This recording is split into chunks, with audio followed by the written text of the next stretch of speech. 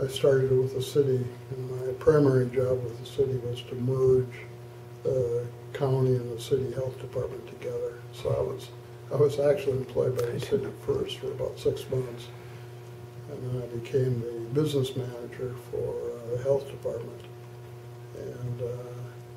And then about 4.5 years later, I was asked to come up to the courthouse, the government center, to be the administrator. And I was reluctant to do that. They had changed, they had 3 administrators before myself. One they fired, and 2 of them were there just for a short period of time, didn't want to do it anymore. They were internal appointments. So I had an agreement with the county board how that would work. If it didn't work out, I'd go back to the health department. And so been there ever since, 45 years.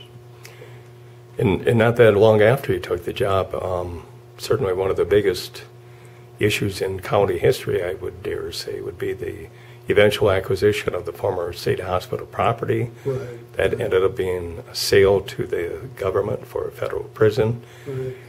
But you never forget all those months leading up to that decision. You know, there's a lot of fear about that, having a prison in Rochester. And most people kind of saw prison as big guards, you know, in towers and so on and so forth. And this was a medical institution, medical prison, and it was nowhere like what people thought it was going to be like. And once it came in, it was accepted very quickly. And it was good employment, you know, because we lost about 650 people when the state hospital closed. And so when the prison opened up, they hired about 800 people. So, you know, we had a net add to our economy.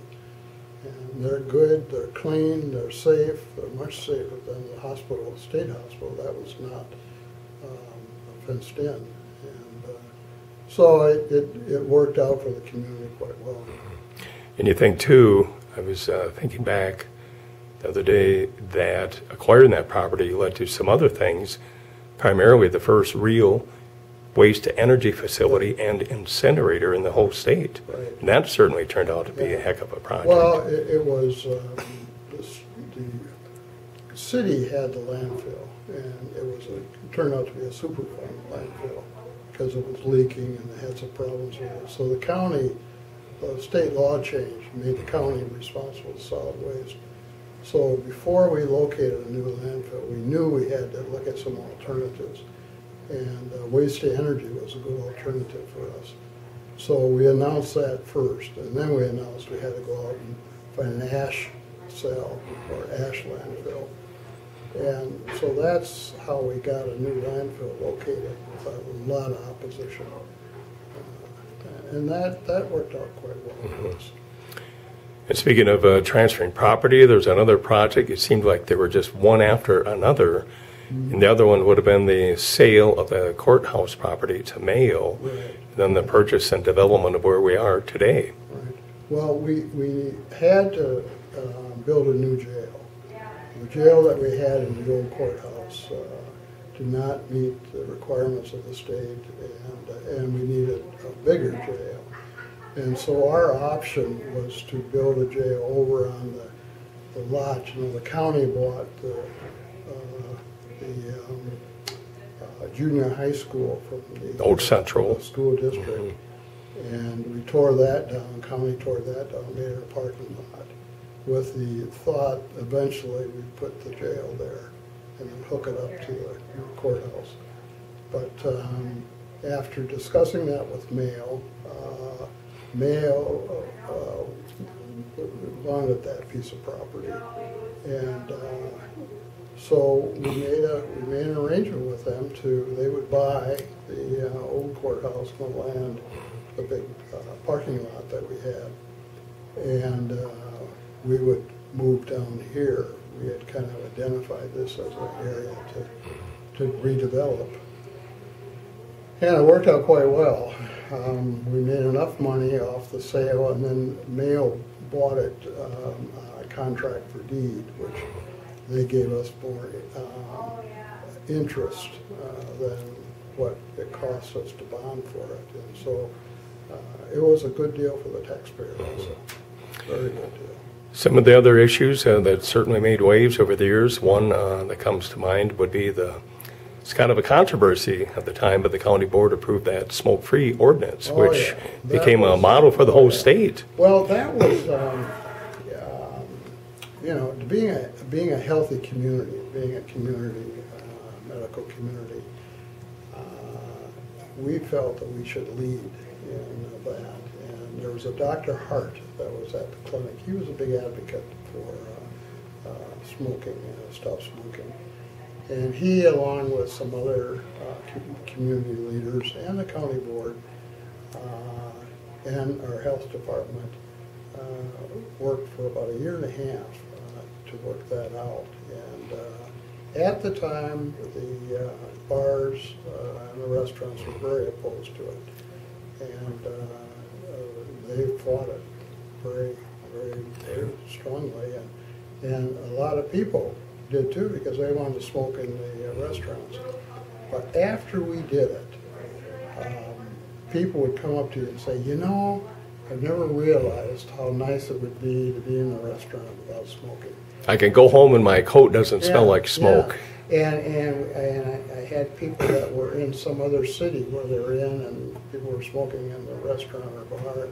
They'd come back to us and say, you know, it's really nice not to have that. So in general, after a period of a few months, that was accepted very well also. Okay, as you're leaving, there are two large projects that I think the public is pretty well aware of that are either in the works or being worked on. One, the dredging of Lake Zumbro, and the other one, the future of called the County Fairgrounds, but also Graham Park. Right. Well, both are fairly big projects. The dredging of Lake Zumbro is still working through the permitting process. It's going to happen, but it's taking a little more time than we had thought. But that will get completed probably within the next three years or so. The development of the Graham Park or the fairgrounds is going to take a little bit longer, but that's coming too.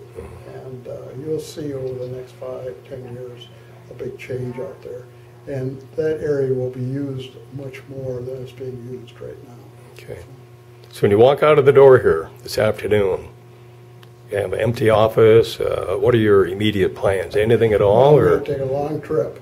And, where to? Yeah, well, I'm going up north actually to the cold country. Cheryl and I decided that that we needed to get away for a while, and there's a motel out by Duluth that we liked. Okay. And so we're going to go up there. I hope you don't get caught in a snowstorm. Yeah, well, if we do, we'll just stay. Yeah, you're not in a hurry to get back to work. Sit by the fire in the lobby and. But you certainly will miss all the various commissioners and employees you've worked with over the years. Is there any feeling at all or any thought at all that, I'm not sure what the relationship between the county and city council are right now, but kind of up and down over the years, but do you feel pretty good? Yeah, I do, and our new administrator, Heidi Welsh, is excellent. I've met the new city administrator, Steve, and it's a new era, but it's good that we're starting off fresh again, and I think it'll work out just fine. This community works together quite well. All right. Richard, good luck, and hope to bump into you somewhere. Okay, well, I hope to bump into you. So.